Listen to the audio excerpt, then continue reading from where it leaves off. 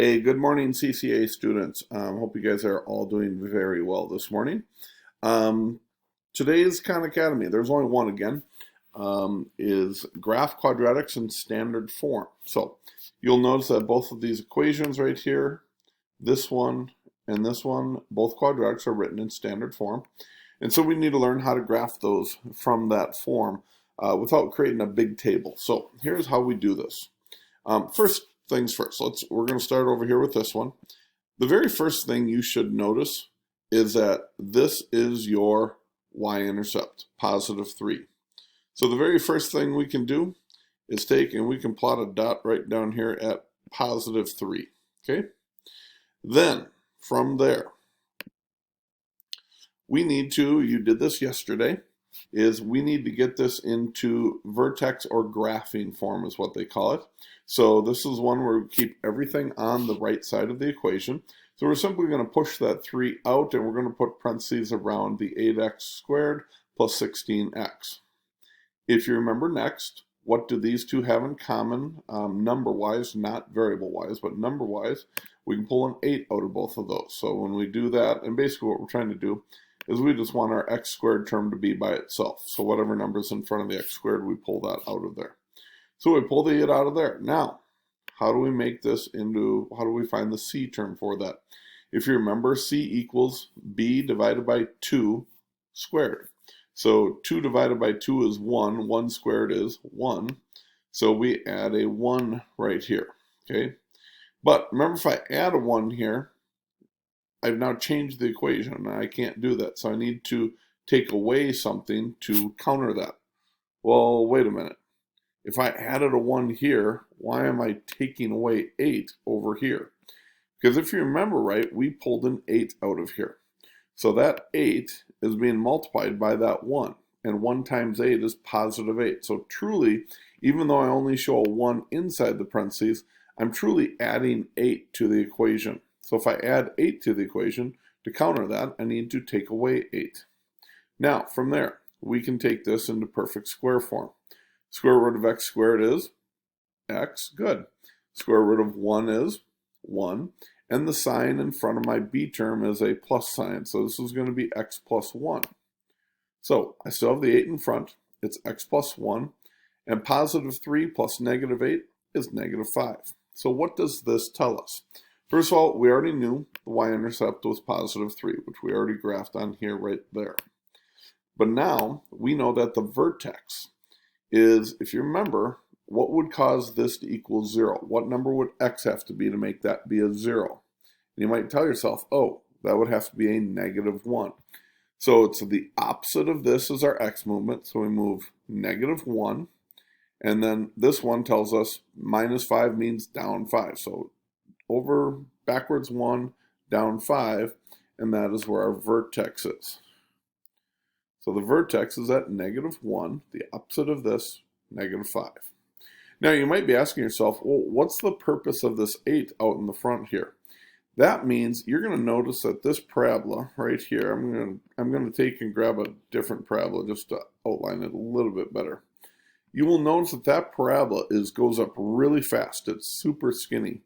So this one goes up 8 times faster than a normal parabola. In fact, you will notice going from negative 1 to 1, it went up 8 spots. Instead of only going up 1 like a normal parabola would be, this one went up 8 spots right off the bat. So it's going up 8 times faster than a typical parabola. So it becomes much skinnier because of that. All right? Now, if this one went up 8 times faster because there's an 8 in front, you would expect this one to go up 1/5 times faster. So very slowly, okay?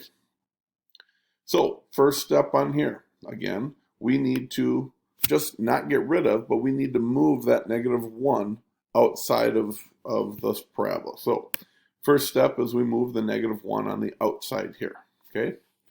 Second step is we do not want a number in front of this. We want it to be a 1. So I actually need to take a 1/5 out of there. Well, if I take 1/5 out of there, if I divide the 1/5 by 1/5, it's 1. But if I divide negative 2 by 1/5, I know this is kind of harder. The other way of thinking about it is what's the opposite of divide by 1/5 would be to multiply by the reciprocal. So negative 2 times 5, and that would equal negative 10. So as I pull the negative 1/5 out, I now have x squared minus 10, and then on the outside of the parentheses, minus 1. Now we can do our perfect square form from this one. What is half of negative 10? Negative 5, good. And what is negative 5 squared? 25, positive 25. So we're going to add 25 to here. Now, wait, Mr. Anderson, you only subtracted 5 over here. Do you like that little alarm that tells my kid he's got to go to school? Hold on here 1 second as I say that. Hey, Corbin, time to go to school. All right, now that we got that all taken care of, back to you. So why is there a negative 5 here when I added 25 here? Well, if you remember right, it's plus 25 times 1/5. So what is 1/5 of positive 25? That's right, it's positive 5. So to offset a positive 5, I need to subtract 5. That is correct. So now we can do this in our perfect square form. So square root of x squared is x. Square root of 25 is 5. And what's the sign in front of my b term? It's a negative. So it's x plus 5. Oh, you know what I forgot to do on both of these, you guys?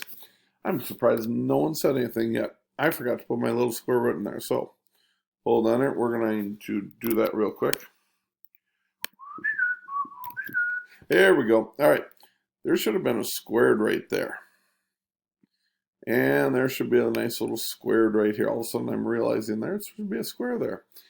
And I know there were some of you that were realizing that, and you're like, Mr. Anderson, and well, there it is. Now I kind of finally caught it. So there is our squared right there. So it should be 1/5 x minus 5 quantity squared minus 6. So for my, we already know the x-intercept is at negative 1. So I'm going to take and we plot that at negative 1. Boom. And my vertex, what is the opposite of negative 5?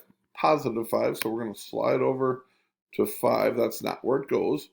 And then we have to go down 6. So take that and we'll slide it down 6 and it goes right there. So I'm not sure if you noticed this, but I had the answers already on here to start with, but I had to show you through it. If you didn't catch that beforehand there. I don't need to redraw this line because this one I believe you can see. But do you notice how much wider or fatter or how much slower this vertex or this parabola goes up versus this one? Remember, this one went up 8 times faster. This one goes up 1/5 as fast. So typically a parabola would, from here would go up 1, up 3. This one is going over a lot fatter. So this one goes up far slower. So that is how you graph quadratics that are in standard form. Watch this again if you need to. You only have the one con today. Good luck, guys, and we'll see you again tomorrow. Bye-bye.